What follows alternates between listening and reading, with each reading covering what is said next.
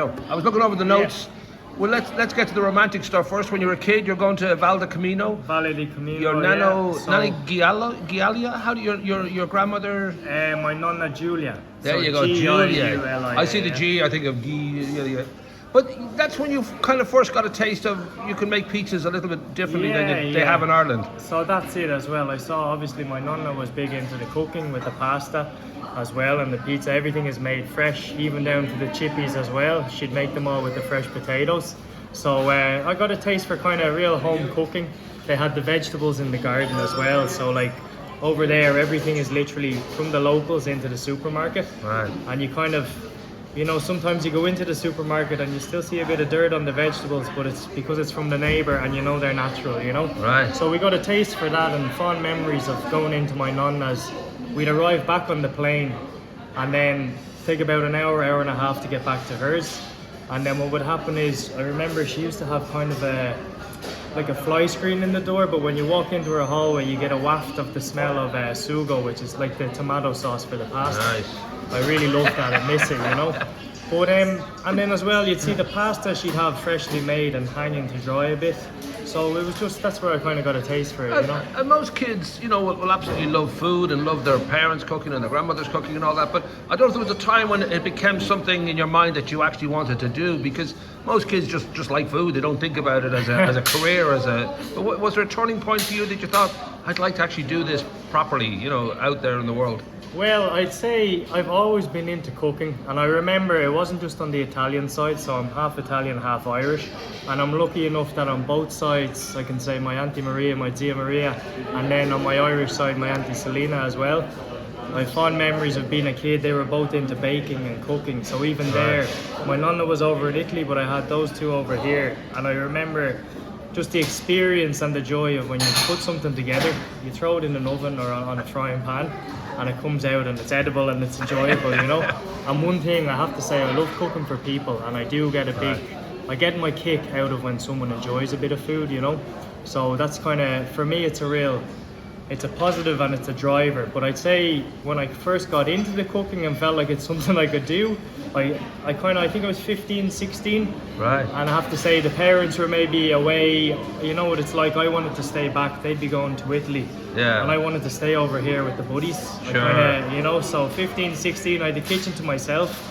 Used to head off to the supermarket then and come back with a bit of food and mess around a bit. Now, was I the best with the clean up afterwards? My older sister was saying no, my older brother. But you know what, I got there eventually, and now I know what it's like to kind of manage a kitchen and put the food together and the clean up end of it as well. But I have to say, I've always been interested, and what really gives me a kick, even with the girlfriend as well, when I make a bit of food and she enjoys it, or if I make something for the family and they enjoy it, even around Christmas time, I like to bake, as I said, so we kind of make little Italian Cantucci biscuits, always good to give away, you know. So. And was that leap then into an actual restaurant quite quick in your head? Was it a long road to get to here?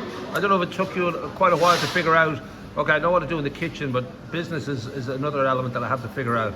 Well, now, you probably know, Paul, where my family have a bit of a history in the food industry. So they've ran restaurants, we're also involved, typical Italian fish and chip side of things as well. Right. So of course that's there, so I've always been around food. And again, I have fond memories being a kid, walking into back of some of the shops and kind of my dad bringing home a bit of food as well, you know. So I kind of had a taste for the food and then wanted to try my own hand at it. And then naturally, as I got older, I got involved in that side of things with the family business and the food side with fish and chips. But as well, we kind of had, as you know, the food market is evolving. So the menu, traditionally fish and chips, you would have had your fish, chips, onion rings, a few simple burgers. Whereas now, even on that side of things, you've got to keep the customer interested. You go into any fish and chip shop, you'll see kebabs, burgers now, more exotic. So with the family end of things, I got a chance at the menu there, make a few more quirky items, things to attract customers, things that aren't your traditional items. And then we decided to go for here. It was always sort of on the back of our minds. We wanted something more Italian, and as well we want to bring great value and great food. So this was now my opportunity to put a menu together. And what I love about the menu, we have a new team here, but everything I've made on the menu, I think anyone can make at home. But Right. again, we add the extra little touch where it's a bit more special, and I think we're priced right, so it's an enjoyable experience. But as well, I have the guys in the kitchen, they took to it very fast. And again, I kind of made the menu in a sense that everything is easy enough, a bit of crossover of ingredients, and again, that simplifies the operation, but it keeps everything tasty if you have your few key items to work from, you know? You seem so sort of relaxed and centered about it. Was it, did you feel this way all the way through the preparation? Because there is always a kind of a part of your brain is panicking that will this work? Will this be the right decision? Relaxed, I'd say relaxed. I'd say, yeah, I'm relaxed now. I was more anxious kind of in the build up to open, because you know, when it comes to any restaurant, any business, there's a lot behind the scenes that I don't think a customer might factor in. When they get that plate of food on the table, they don't factor the thought or the dealing with suppliers or you know, the time and energy gone into that dish. It's all well and good. The main thing is that the customer is served, they have a good experience and it tastes good. But of course there's so much in the background. But when I say relaxed, again, once we opened, I felt like I was relaxed because that was it. Okay, I see it in motion now. Whereas the build up, there was a few stressful moments, but in my own head, I felt like it was right. And I really felt like this was an opportunity as well to kind of put myself to the test. And I have to say it was brilliant, because when you've got something to focus on, it gives you that extra bit of drive. It gives you the kind of, you have your reason then to get up in the mornings and make sure that you're doing something, you know? So again, it was a change of pace from the fish and chip side of things. And it's a chance to really showcase what we can do. I mentioned as well, we've worked with the suppliers there as well, even from my own area in Italy. So that's great. We've kind of brought a team together, we've brought the ingredients together, and now we're hoping people enjoy the food, you know, and the venue. So it's a beautiful spot. I was just thinking too that it's kind of pretty amazing in the last 10 years especially just how much pizza has become part of the daily diet. It really has sort of, that might be number one, I don't know, there's that sense that people just don't reject pizza when it's put in front of them. It works.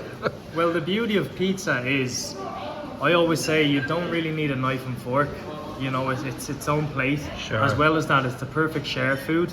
If you're one, two or three people, one pizza will usually do. If you're peckish, split between three. If you're really hungry, you'll eat a whole pizza, you know? Yeah. But again, here at Berto's, we're going for, I'd describe it as in between a Neapolitan and sort of a New York style, where it's a lighter pizza, but again, it wouldn't be as light as a Neapolitan, but not as sort of heavy as your American pizzas, but we've got a bit of crisp to the base. Right. So again, even the pizza takes a bit of work because you're adjusting the oven, the temperatures, the time the pizza cooks for. So again, the customer might not be aware of that, but I love to kind of educate people on it, and that's the interesting part. Then you get the feedback from the customers. You say, okay, we need to make a few adjustments here on the timing, a few adjustments with the dough and the toppings, you know. But again, pizza, as you say, it's hard for someone to say no to pizza now. And you see yourself around Dublin, the market, like, it's gone mad for pizza. I see new places popping up left, right and centre. But I think we're coming in at that price point where I think we're affordable, but we're trying to get the quality toppings as well and the Italian ingredients. And again, because we have the other side of the food business behind us, we have a central distribution there, so we can get the product in at fair enough prices that we don't have to then overcharge, you know? I'm guessing the location was very attractive because good old Shane and Caroline sort of proved that there's a happy fan base here that like good food and they like to go out, and that must have been reassuring, knowing, okay, well they made a success of food here, and now they've got the bar beside you, but you just know there is an audience out there, a crowd out there who want good food. 100%, yeah, 100%. So I think the location here, even you might have seen outside with the car park and that. And I know summertime, I'll be out here with the friends or the girlfriend as well, the family. I know we're a step away from even the Sugarloaf and then Glendalough as well. So it's a big area for exercisers, and I think even myself, you can see behind us, we have the sandwich counter there and coffee counter. So we're hoping this is the type of place where if you're going for your hike, you can get your sandwich and coffee beforehand, but on your way back in the evening, you can come in with a group, you can chill out a little bit, have a few pizzas, pastas, even salads, whatever you fancy. We do them very well as well. Haven't mentioned them yet, but a lot of people are positive on them. Well, we'll be linking to your menus and stuff from the main article too. People can go explore a little bit more about exactly what's on offer.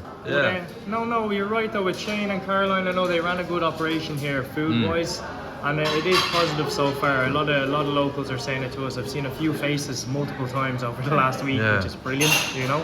hopefully we're doing something right. You need these social places too that you can actually meet up, you know, because as much as the bar is one type of kind of meeting, it's great to have a place locally that you can go and have coffee and have your sandwich or your cake or whatever it is. And of course, and I know in this area it is a case where it's more of a localized community, so it's very nice to get a bit of feedback where we can now become that community meeting point. And again, as I say, you don't have to come in for your evening meal, but you can pop in earlier in the day with a few friends, have a chat after you drop the kids to school or whatever, and then you can pop in, have your coffee sandwich, and again just chill out, you know. And you get that evoca kick too, where people like going somewhere else, like like a little bit sort of away from the main street, and just getting a treat where they can bring the whole family and get easy parking. And this is kind of you'll have that same kick for a lot of people, I'd say, where they just like coming down here as opposed to, you know, sitting elsewhere, in their town or That's it. We have the location, and again, I know myself, Bray is nearby, but on the wrong day